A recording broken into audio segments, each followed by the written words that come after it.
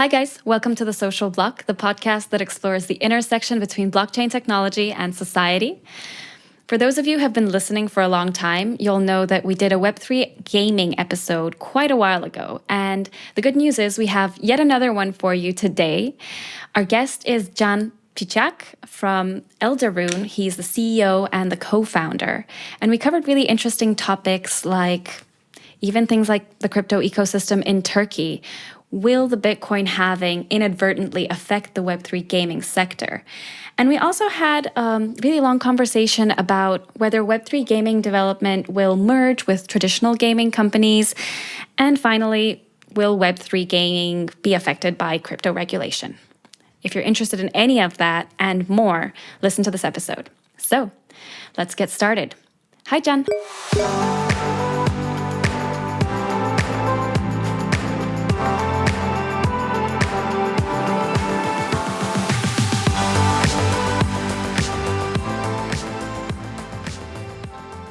So I like to kick off by asking guests to introduce themselves and tell us about their company.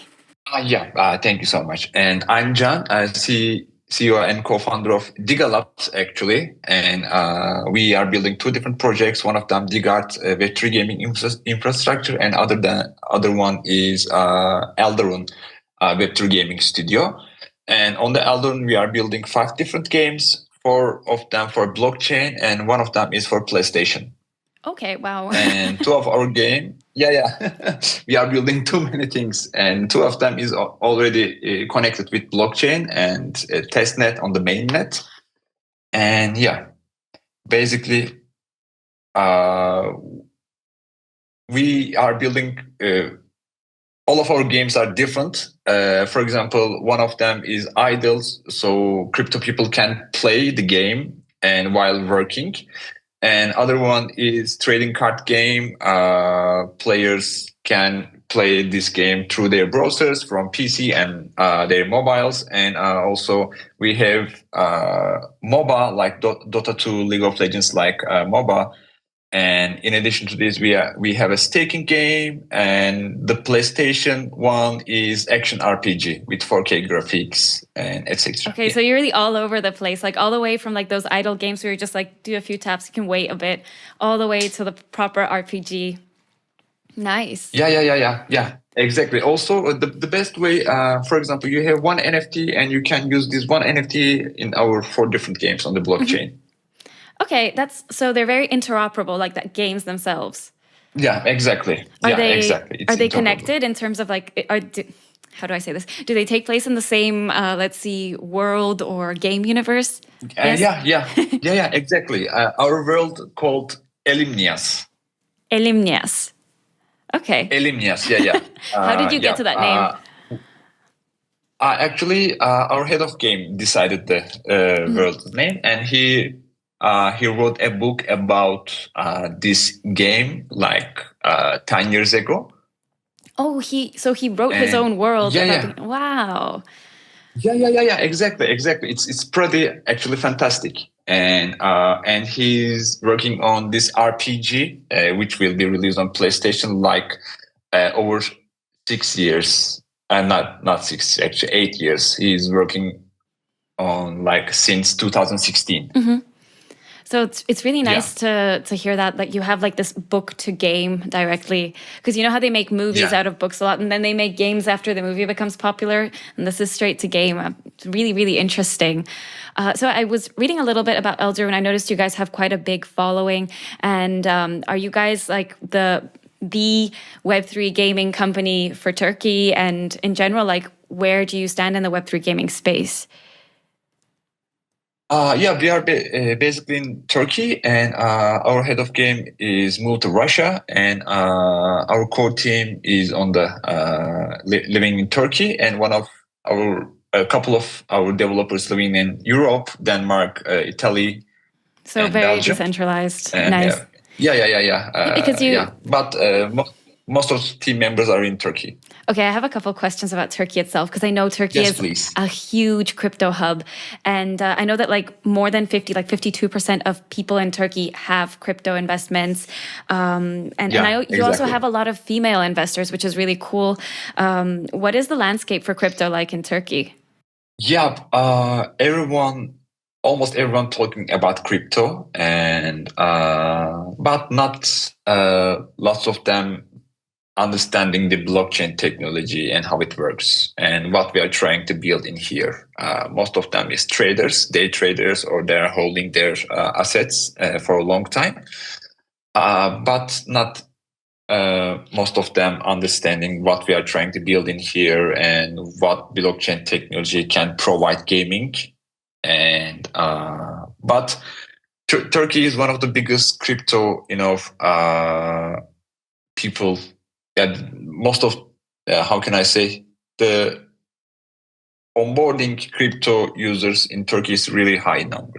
Yeah. I mean, it makes That was sense a because really bad, like really that was a really complicated way to bad, say it. sentence. It doesn't matter. Yeah. But yeah, but when you think Yeah. about it, 52% of people owning crypto means that every second person you meet will have crypto and will know how to operate. Maybe they don't know how to operate like a non-custodial wallet, but I was reading as well about, I think most of the transactions happen on centralized exchanges. So they know how to operate Yeah, a crypto exactly. wallet, like a custodial crypto wallet, which is, I guess, quite good. But in that sense, like for the Eldarune worlds, do you guys have a custodial wallet, or do you depend on users having their non-custodial solutions to store the assets related to the game, the NFTs?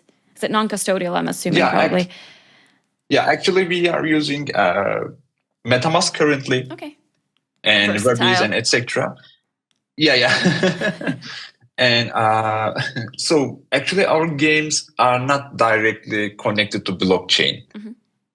And we are connecting our games with an API, and our API reads blockchain assets and sending the data into our game. Okay. And so actually it's directly connected to blockchain, but you can play our games without blockchain connection.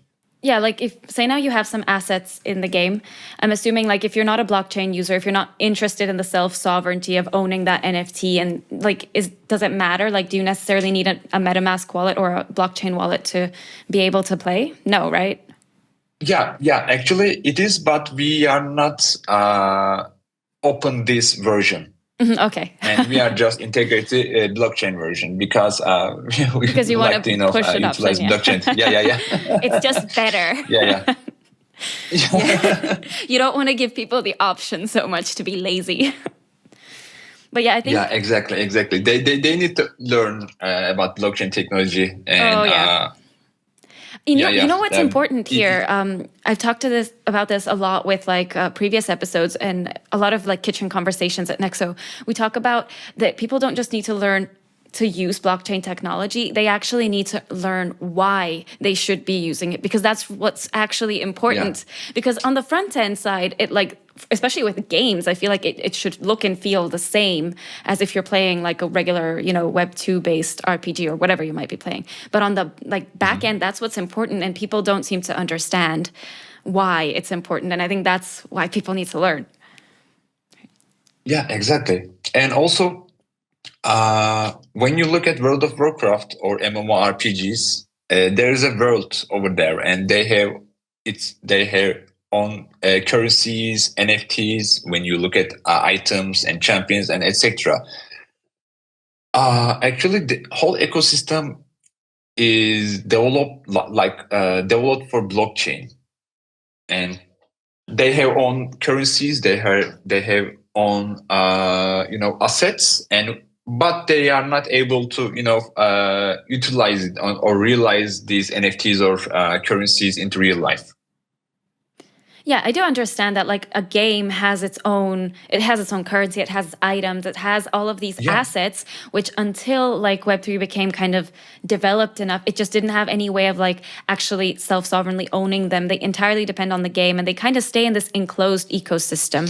And I think this is where we kind of get to this point where interoperability becomes really important, which is one of the questions that I was thinking of when I was coming on my way here, was how important interoperability and multi-chain games are, and to what extent, like, is Eldarune's game, is Eldarune's ecosystem there? Yeah, our goal is building a multi-chain and interoperable gaming universe, actually. And we succeeded with our NFTs and game integration. And as I mentioned, you can use same NFTs on our 4 different games. And also we are integrating our NFTs into different blockchains. Right now we are on BNB chain, and we are currently working on Avalanche integration. And after that, we will integrate Layer 1x and Polygon, Ethereum, etc. Is that your roadmap? And so, yeah. And basically, we are also Ethereum player and Avalanche player will have a chance to play together. And this is also pretty good. I mean, I think that's vital. To enter different servers. Yeah, that's the thing I was going to say. I've played games where there's like certain servers, and they were by continent, and it was extremely annoying that I had friends that were like had an account and it was big in the US server, and I was in the Eastern European server, and I was like, well, that's so stupid because I have to start from scratch to be able to play with you. Yeah, exactly. I think in a globalized world, interoperable like games are just vital. I don't think like you could really get away with it. Yeah, definitely. Yeah. Are you blockchain agnostic though? Do you have like a blockchain that you think is most capable of supporting Web3 gaming? Yeah, I was really Avalanche fan, Avalanche Dejan. I like can Avalanche say, as well. Like 3 years ago. Yeah, but once we start to developing our project, and we just looking for the base chains. And currently we are working on Layer 1x. They are providing bridgeless interoperability between EVM and non-EVM chains. So when they say bridgeless interoperability between EVM to non-EVM, so I ask them, do I have a chance to move my NFTs from Ethereum to Solana? They said yes. Okay. I said, okay, that's perfect. And because so we have a chance to make one big chain, and we can distribute all of our NFTs among them and among others. Yeah, I feel like what also happens is for the actual players, if I have an NFT, like everybody gets their NFT in game and everything, but like you said, with your API that then feeds it onto the blockchain, then you're basically serving all of your players, because it doesn't matter if one player prefers to use Solana, if the next one prefers Avalanche. Yeah. They all have like their own chance to be like, I like this blockchain, I think this is the most secure, this is the cheapest, this is the best for whatever reason. So they can choose then how to store those items, and you don't choose for them.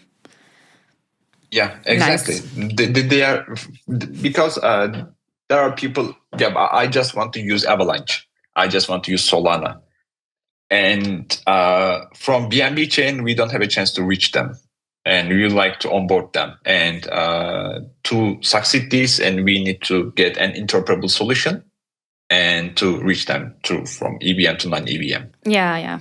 Nice.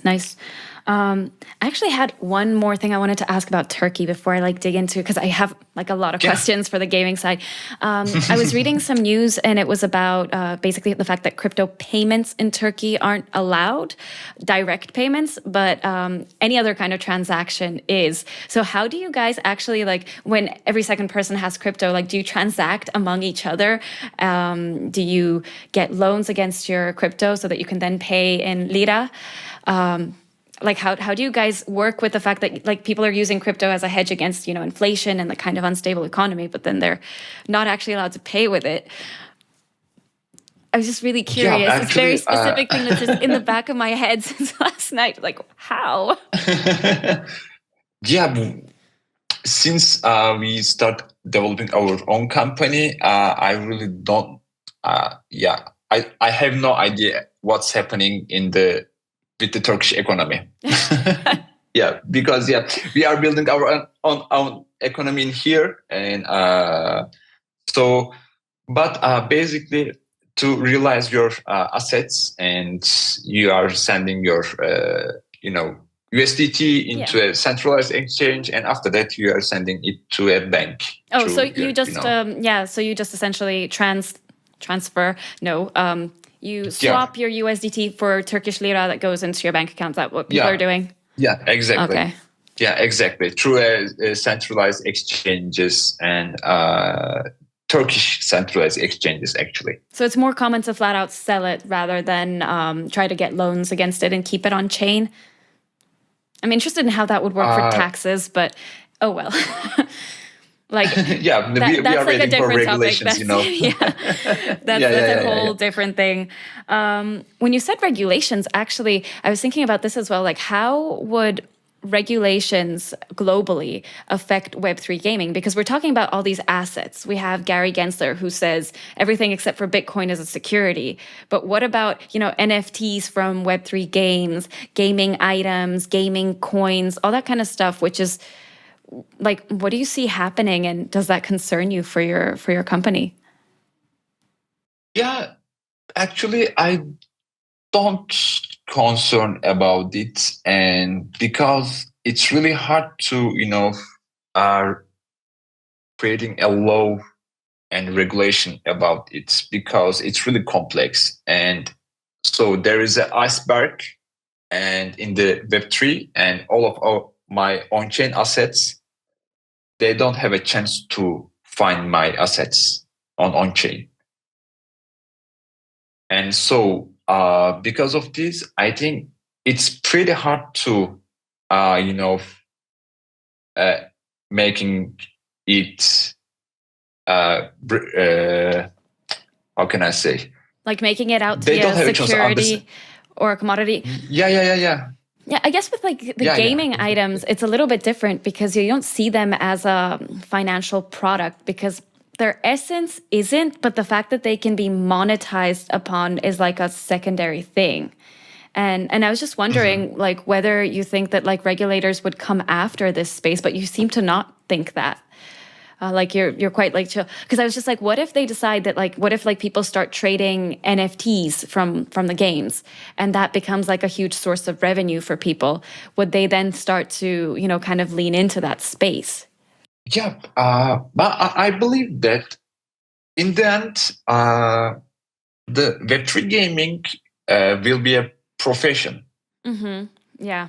And I mean, gaming is already a profession, so why not Web3 gaming? It's the same thing. But but there are professional esports gamers, footballers and etc., NBA players or basketball players. But once you look at on the Web2 side, I'm sorry, Web3 side, a normal player, just grinder, have a chance to make this gaming life of its own profession, and without being a professional. Yeah, like play to earn as well, is also built on this like precipice. Yeah, exactly. How do you feel about play to earn? Yeah, it's my dream actually. Really? And I have more than 5,000 hours of Dota 2 and playtime. And if I have a chance to realize it, probably I don't need this company. Oh God, I'm like the worst gamer in the world. Like I enjoy games, and I especially enjoy the stories, the lore that they create, the narratives, or like the stories that just in my head happen while I'm playing. The problem is I'm such a shitty gamer. Like I remember, when you play things like League of Legends with friends, and like you'd be on Summoner's Rift with like there's 5 people, and I was always that person that like would die immediately, feed the other team, and they'd just be like, God damn it, Magy. Yeah, actually, a couple of months ago, I was talking with a friend, and he told me that we were roomies in university, and I told him no, we weren't, and we are playing too many Dota match together, and he thought we are roomies because we are staying at the same room. Yeah, because oh my God, that's actually insane. Okay, so kind of out there question, I guess, coming from the interoperability and all of that. How do you think that Web3 technologies are going to probably change gaming as it is right now? Yeah, it started changing gaming aspect, and first of all, it's being a gamer will be a profession. Mm-hmm. This is for sure. Okay, that's number one. Yeah. And I'm waiting. so this is now actually, and yeah, I believe, and a gaming ecosystem is a blockchain is focuses a gaming ecosystem. A game its own currency, and when you create when you build a blockchain game, you creating your own currency. You on the Web2 games, they are assets, and you can trade in game and with other people, like peer to peer. And on the other hand, you can do same thing in the Web3, and you are getting real money while doing this.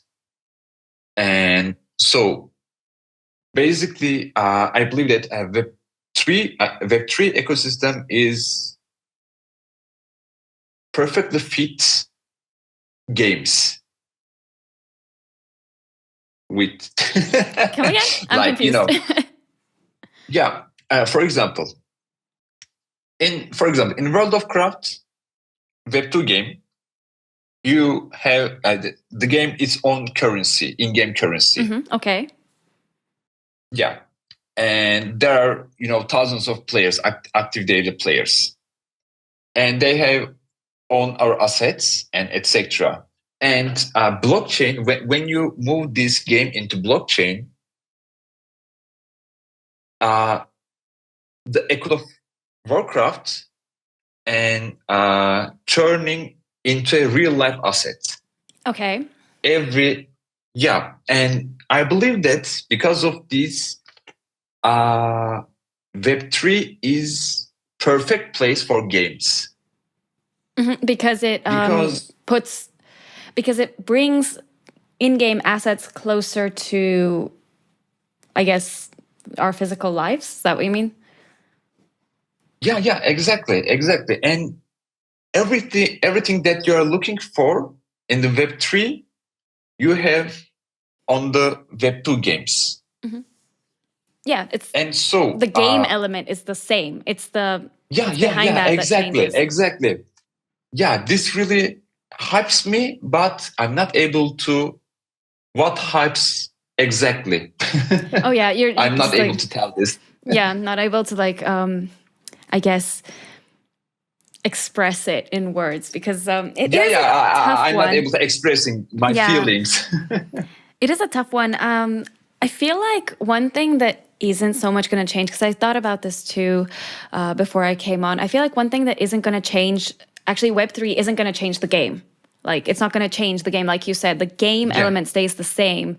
It's just going to change the way we interact with the assets we get from the games. And I think what the change is actually going to be, Web3 is going to not change games themselves, but it's going to change the place of games in our society, because right now games are really divorced from our lives and stuff. And yeah, there's people who game professionally, but I'm not gonna lie, if I don't think that like mothers around the world would probably be just like, what, you want to game for a living? This confuses people. It's not a thing. It is a thing right now, but it's something that's not necessarily really looked up to, but it's really cool passion, like if you're into that kind of thing. Which my brother's really good at this, but he's not currently earning any money. He's just playing Baldur's Gate all night. They're pretty good games. That's what he's up to. But yeah, I think that's how like Web3 is going to actually change. I think it's kind of what you were saying as well. It's just bringing it closer to our physical world, and I think it's going to be more part of things. And I think games are also from there then going to evolve maybe further into the future, maybe in 20, 50 years, from being just games. Because right now, we still refer to a lot of them as just it's just a game. But some people take it very seriously. And I'm just that's where it's going to start being not just a game. That's where it's going to start being a little bit more important, because there's suddenly going to be, I guess, financial incentives, reputational incentives. And it's all going to come from the fact that suddenly people now have a way to connect what they're earning and making in a game to what they're doing in the real world. It's still digital. We're not talking about real world physical, mug assets. But it's a good one. But actually, our money is in the bank account also. Yeah, it's the same. Like it's not physical. Imaginary. Imaginary. Definitely, yeah. So we recently had the Bitcoin halving, like last episode, that's what we were talking about. And I think just riding off that wave, because it's my dad teased me about this. He was just like, you made the Bitcoin halving sound like Y2K. And I'm just kind of like, oh, come on. You enjoyed Y2K when you were young and I was a baby. So this is my Y2K. Every 4 years. So anyway, because we had that recently, it was a big event. What do you think like the effects of the halving are going to be on Web3 gaming? It will not affect directly, I believe. And I mean, it is only one blockchain after all, so. And one that I gather you're not really using the Bitcoin blockchain like for gaming that much. It's just not really the purpose.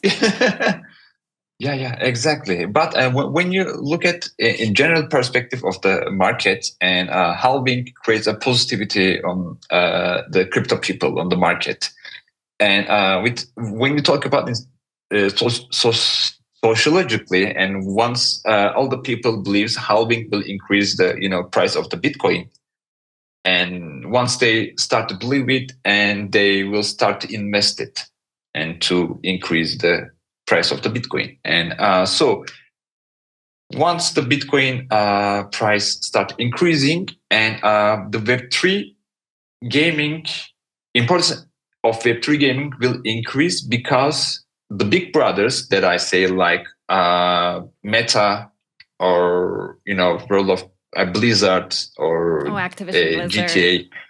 GTA, and we'll try to integrate with blockchain because of the hype. And as I remember, on the last bull run, Facebook changed their name into Meta. Yeah. And right now, in this bull run, probably they will release their product. And once other big brothers sees Facebook, and they will try to integrate with blockchain. So not directly.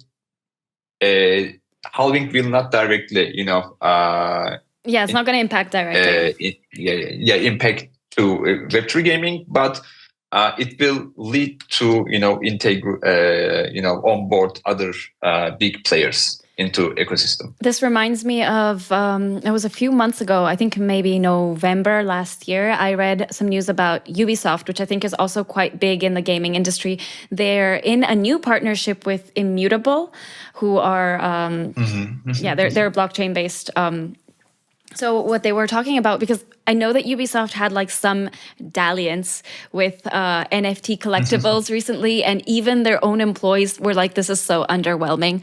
But now they're going again, but they haven't released any, or at least that I read since then, any like information about the game that they're developing with Immutable, but it's supposed to be something blockchain based. So we're already seeing the institutions, because we talk a lot about how the institutions were kind of creeping back into crypto before the Bitcoin halving. And I think that gaming institutions, that like applies to them as well, because you can see how they're just putting in the partnerships in place, laying out the carpet so they can then walk in and be like, look at my flashy new game. And I think what you're saying also makes sense in terms of like the last bull run, which was after the last halving, like 2021 and early 2022, before the crashes, when all of the games like Axie Infinity, those were just flourishing back then. So it does make sense. I do also think that if the halving, which we're already kind of seeing, I think people are pretty much like in the mindset that we're at the start of a bull run or something. So I do, like if we can call this the next bull run, I do totally see the big institutions coming into blockchain. But then that begs another question in my head, and it's, how do you think this is going to play out in the future? Because I was thinking like, okay, so Ubisoft is in partnership with Immutable, but say now, I think that like the future is basically going to be all of these giants adopting blockchain, like you said. But how are they going to do it? Are they going to come in now and basically just acquire and merge with a lot of like companies like yours? Or is it going to be more like you guys are going to grow, they're going to just start acquiring blockchain capabilities? Or is it going to be like a separate thing, or are they just going to merge now? I think that there will be separate things. Like there will be projects like us, and like early adapters, I can say. And on the other hand, before the interview, we are having a call. We were having a call. One of our team members told us that Meta is planning to create its own gaming engine for blockchain games. Meta is planning to create its own gaming engine for blockchain games. What does that mean? I'm confused. Yeah, like, we are building our games in Unity game engine. Mm-hmm. Okay. And so there is no direct blockchain integration while you are developing your game. And Meta, the Facebook, is building its own game engine to provide game developers to easily integrate with blockchain. Okay, so you know Facebook games. Yeah. The players developers are developing games, and there are millions of players of different games. There were Farmville like 10 years ago. Oh yeah, I remember that. Yeah. That was a bit creepy, honestly. I don't know why I found Farmville creepy. Yeah, they were pretty, good games. People liked it. And yeah.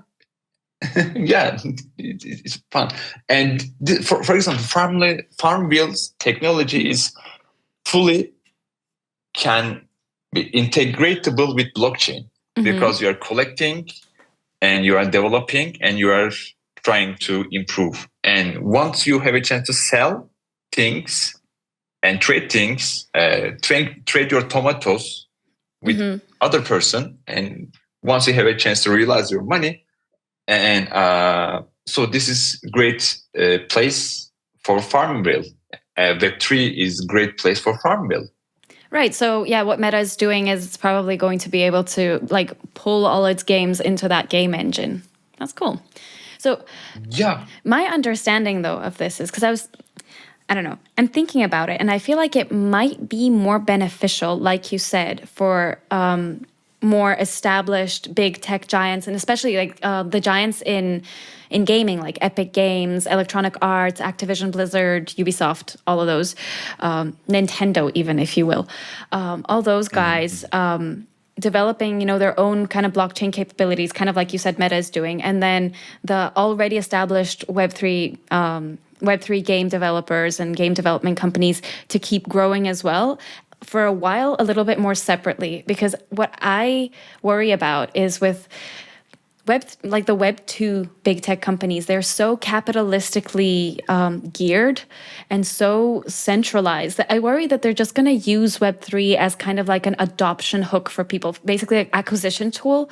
And they're going to do it well because they're very rich and they can pay for really good developers and they can afford to, really create something really nice on the front end as well. But then I worry that they're not actually going to do the work in terms of like making sure people are educated about why self-sovereignty is important, why they're using blockchain. So people are just going to be less aware. And I don't necessarily think that it's going to be done in a way that like completely cuts them out of the gains as well.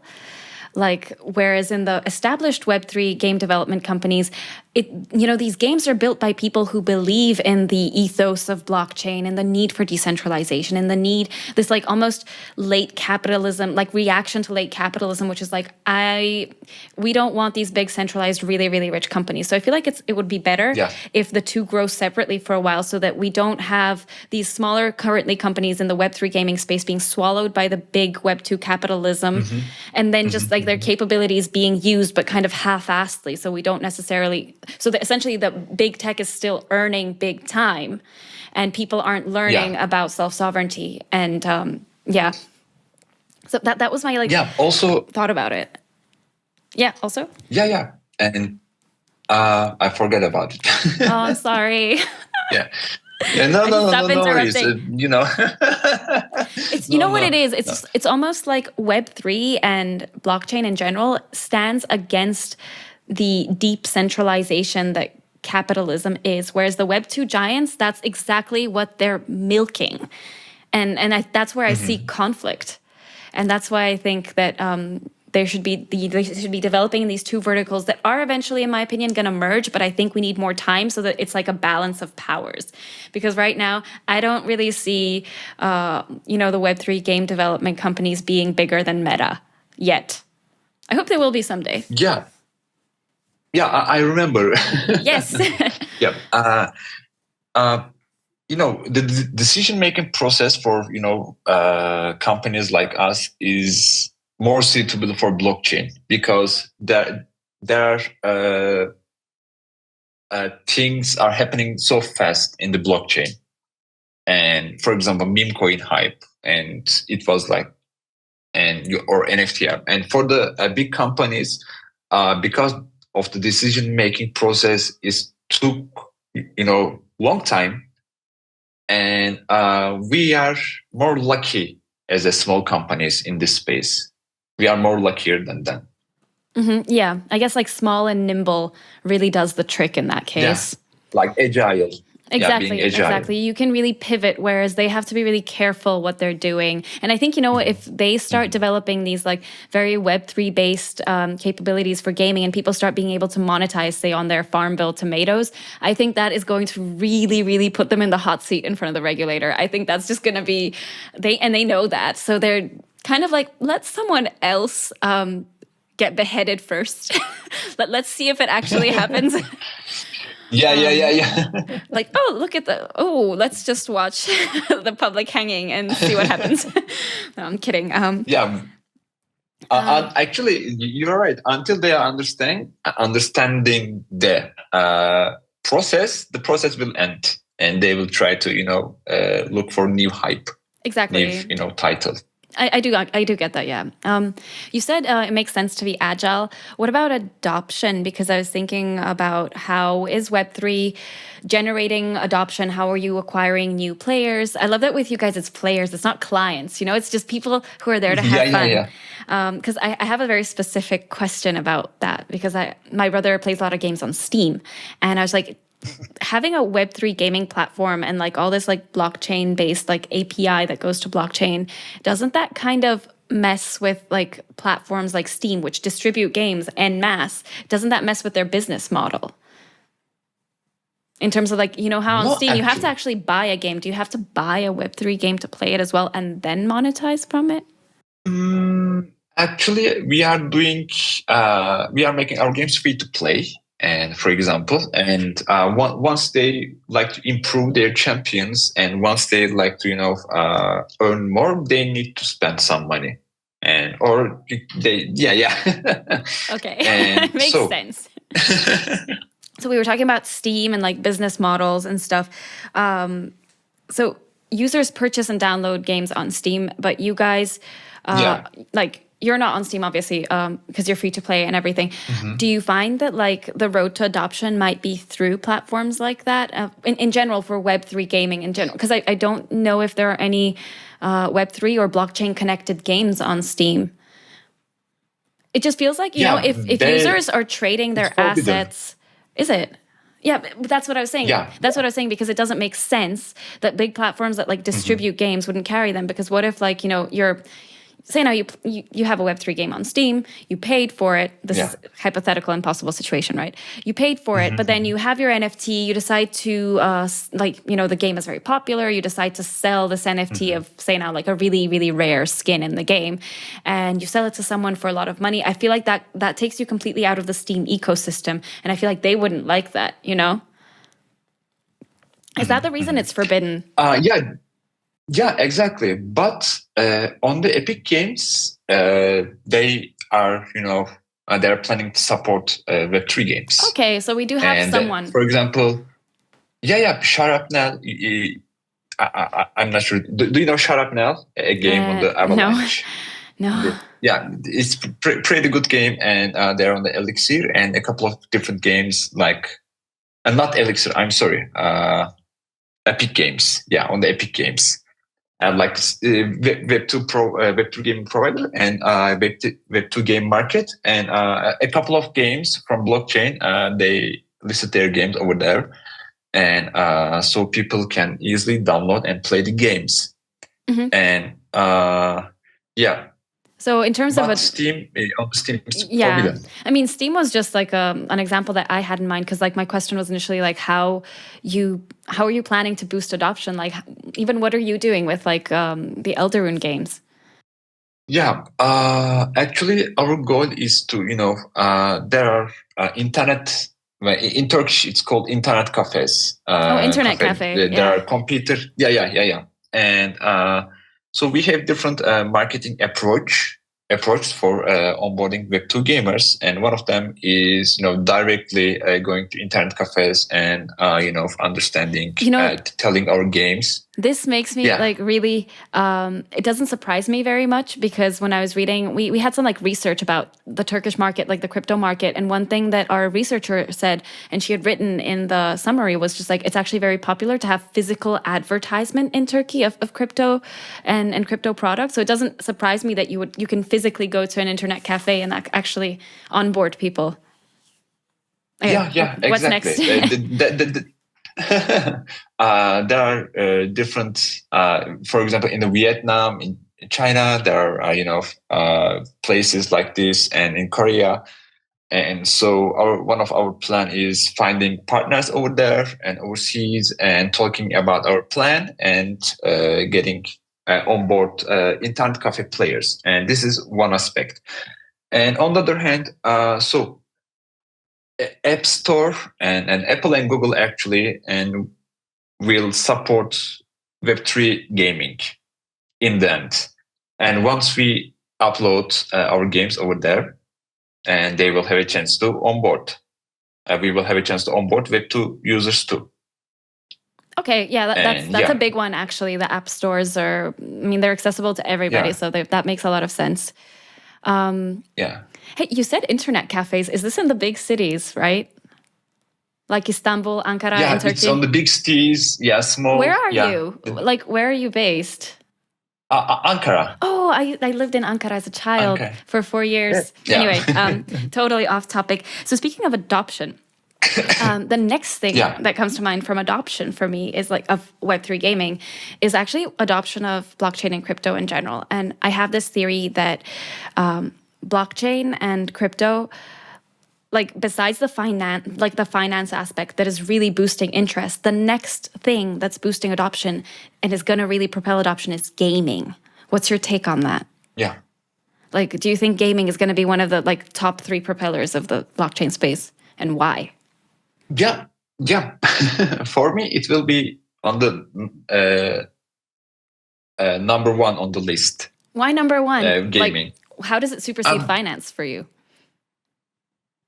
Because the thing that I'm trying to, tell the, Web2 and Web3 gamers ecosystem and in-game currencies. Blockchain can fully integrate with a game, like with its all, capabilities. With it staking, with every aspect of blockchain can integrate in a game. Yeah, that's definitely true. And not DeFi or not financial aspects. And because of this, for example, NFTs and NFTs, real logic is, a thing in a game. An item, a champion. Well, I mean, it could also an be apple, a potion. I think NFTs could also be a representation of a real world asset. So I think there's also that application. But I do get what you're saying of like how an NFT in the financial ecosystem, like if it's not a real world asset or like a digital representation of a real world asset, it like right now it doesn't fit into the like financial ecosystem because we still have things like a deed to a house, which is rather a physical thing, but we don't necessarily have them so much digitally. So it's just not recognized. But I think that can be integrated with NFTs specifically. But I do agree with like the fact that gaming, because gaming is basically like a digital world, you can integrate the full range of blockchain aspects into a gaming platform. But the reason I think finance still supersedes gaming is just because people are interested in money. People are greedy motherfuckers. So they're always going to be interested in the exactly. money before they're interested in the world, even if it's a digital world. Yeah, But yeah, that's my take. Like, definitely. I do know Yeah, why you're you right. would, like you would say gaming is one, but But also gaming includes the finance aspect, and because uh, games have their tokens, and on the crypto, people are investing, and they can invest the token of a game. yeah. So So you know what? That leads into our next topic really beautifully because we have VR and AR, but you know you have this AR and VR like really boom right now. So how do you see Web3 gaming integrating with that? Do you see it going like really fast into the AR VR space? Are you fast adopters of that?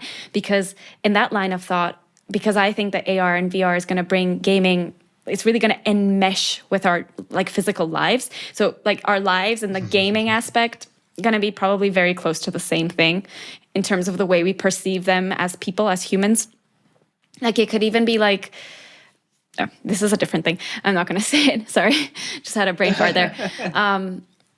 So in that respect, like, do you see Web3 gaming being a fast adopter of AR or VR or both as compared to traditional gaming? not actually, and because there are there are a couple of games on the blockchain using AR and VR technology, and they are pretty good. But I believe developing a AR or VR game is a pretty hard than developing a 3D game. Yeah, it's a 3D whole games, different and thing. because of this, yeah, exactly. And you need bigger teams, you need different technologies, and because of this, in crypto, most of the teams are small, not Yeah, like small and Web2 agile. gaming studios.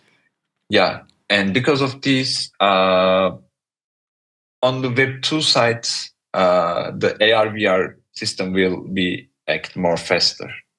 Yeah. And you know, this maybe like we should go back to our like traditional gaming versus Web3 gaming, like how they're going to develop. Because I feel like the big studios, the big tech giants, they're the ones with the literal manpower to currently be developing AR and VR gaming, whereas the Web3 gaming companies are the ones with the real know-how for developing like blockchain connected games. So I feel like that would, like, in an ideal world, the ones would like build this, you build that, and then we like put Voltron together at the end.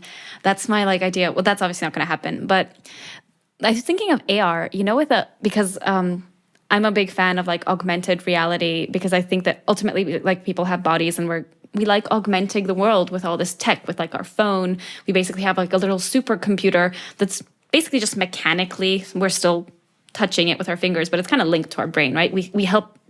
It helps us think, it helps us remember.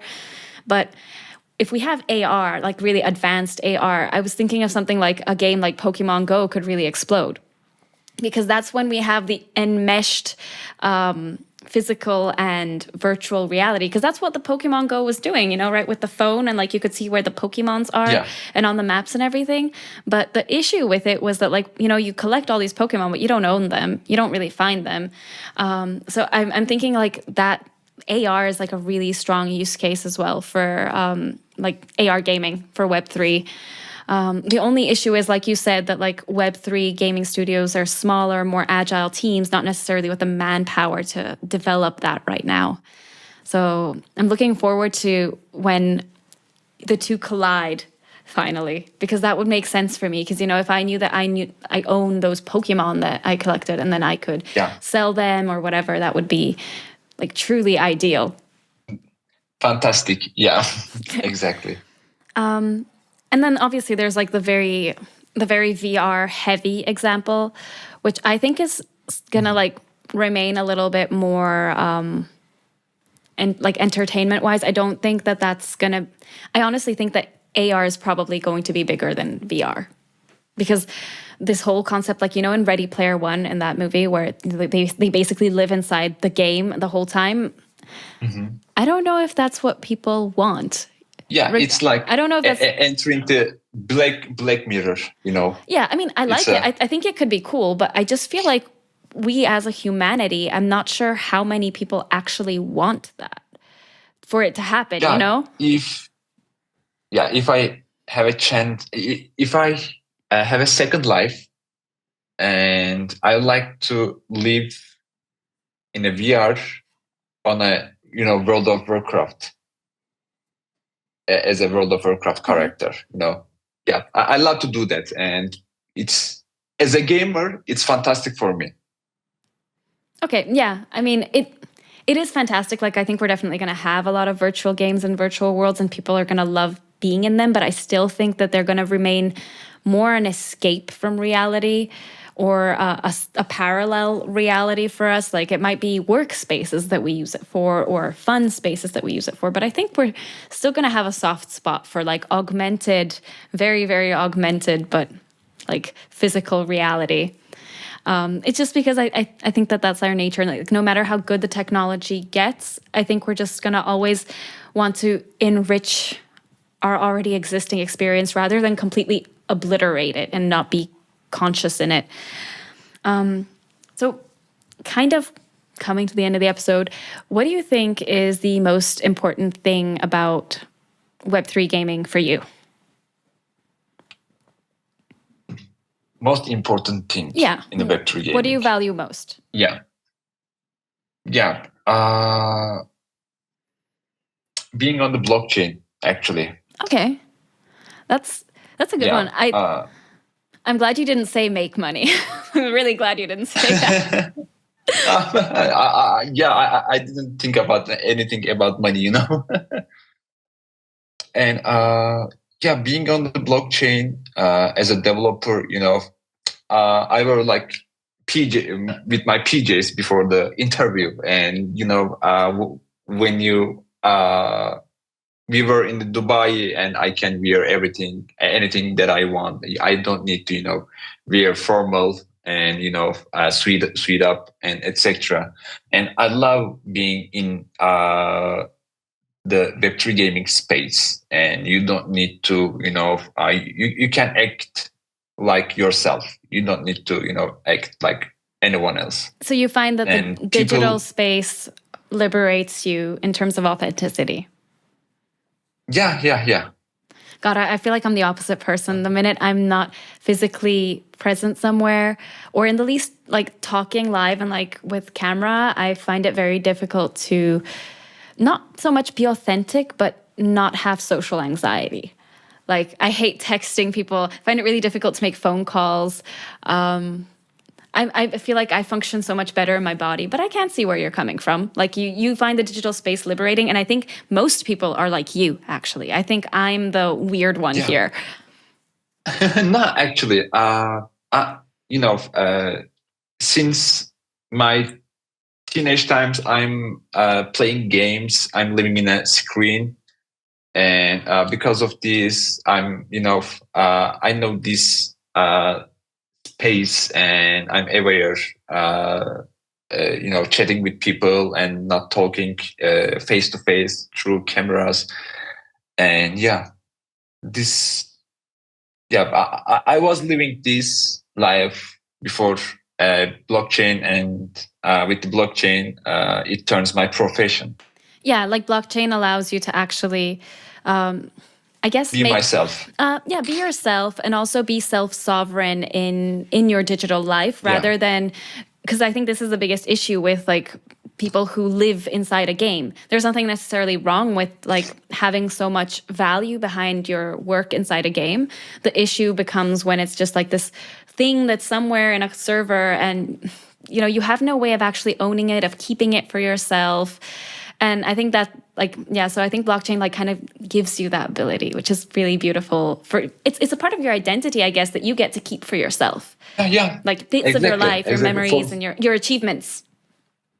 Nice. What's your favorite game? Dota. Dota. Okay. Defend of the Ancients. It's a pretty good game. I mean, I agree. I never actually played Dota itself, but I like that kind of game as well. It's It's very addictive, but I suck so bad. Yeah. I was thinking when What's you were your talking. favorite game? I don't really play a lot of games anymore. Like I used to play League of Legends and I used to play Iron. And that's pretty much it from my like active game. Like I'm not a big gamer. My brother is the big gamer. He's like really Baldur's Gate, but he had a Diablo period. He had a Skyrim period, obviously. My sister had a really big Skyrim period. All sorts of games, but yeah, I think I'm a League of Legends / Iron. I really enjoyed playing Iron because I loved the world there because that was really fun. But this was way before my blockchain days. This was baby Magy in her room. Yeah.